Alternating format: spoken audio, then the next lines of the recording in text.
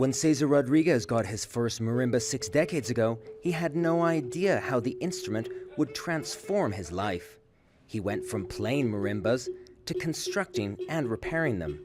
The 71-year-old now hopes to share his passion by teaching others to play. Bueno, es un poder increíble el instrumento porque The marimba has an incredible power. It's so precious and complete. 9 players on a marimba can perform great orchestral pieces by famous composers and musicians from Europe and the United States.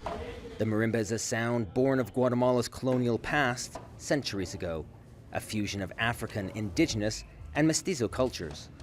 But not all marimbas are created equally. This is Cesar's personal marimba. He's had it for about 30 years. He built all the instrument part, but the facade here was built by a local carpenter, and it tells the story of Guatemala. It's a real source of pride for Cesar.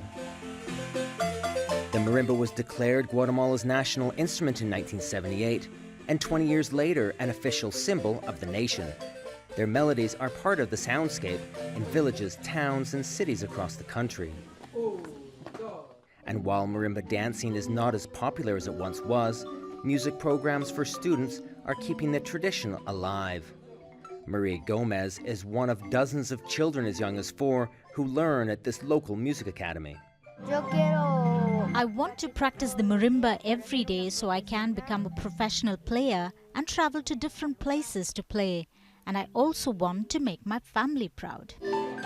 Instructors say this renewed interest is putting marimba back at the center of Guatemalan celebrations.